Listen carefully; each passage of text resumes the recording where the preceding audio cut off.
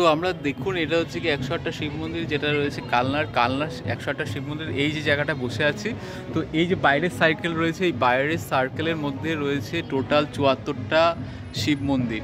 তো ১০৮টার মধ্যে এখানে হচ্ছে গিয়ে ৭৪টা, তার ভেতরে যেটা রয়েছে ওই ভেতরে গেলে আপনারা দেখতে পাবেন ওটা হচ্ছে গিয়ে ৩৪টা। আর আজকে সরস্বতী পূজার দিন এসেছি, তো আপনারা যদি এই ভেতরে দেখেন এখানটায়, তো এই দেখুন এখানে কিন্তু শিব মন্দিরের লিঙ্গ রয়েছে। এরকম কিন্তু শিবের লিঙ্গ রয়েছে প্রত্যেকটা জায়গায়। আপনি যদি এইভাবে যান, এইভাবে গেলে আপনি দেখতে পারবেন এটা হচ্ছে গিয়ে শিবের লিঙ্গ। এরকম প্রচুর আছে। তো তখনকার দিনে এটা তৈরি করা হয়েছিল। এই যে দেখুন, তাহলে আপনি এটা দেখে আসতে পারেন।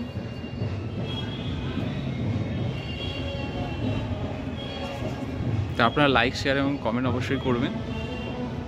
কালনা থেকে একেবারে আসবেন ঘাটে, ঘাটের থেকে হেঁটে হেঁটে চলে আসতে পারেন। ৫ থেকে ১০ মিনিট লাগে, বাইকে আসতে পারেন। আমরা সাধারণত বাইকে করে এসেছি। তো এখানটা দেখলে ভালো লাগবে যে তখনকার দিনে কত বছর হয়ে গেছে পুরনো সেই মন্দির এখনও তৈরি করা আছে, এখনও সেই রকম আছে। আর হিন্দু ধর্মের এইটা হচ্ছে গিয়ে ঐতিহ্য বলা যায়, স্থাপত্য শিল্প যাই কিছু বলেন না কেন। আর এই ভিতরে যেটা রয়েছে, এখানে ভিতরেটা রয়েছে ৩৪টা শিবের মন্দির। আর এই যে একটা পুঁতি অর্থাৎ মালা যেটা পড়েন না, সেই রকম যদি মালা পরে একটা করে পুঁতি গাঁথা হয় তাহলে কিন্তু এরকম তৈরি হবে, বুঝতে পারছেন। আর এটা হচ্ছে ভিতরের স্ট্রাকচার। দেখুন এখানে ৩৪টা মন্দির রয়েছে।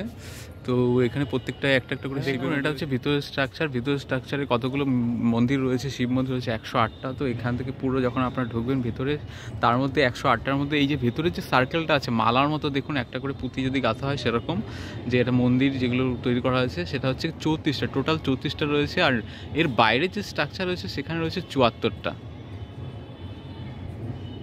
ভেতরের স্ট্রাকচার আপনারা বুঝতে পারছেন, ভেতরের স্ট্রাকচার শিবলিঙ্গ রয়েছে ৩৪টা। আর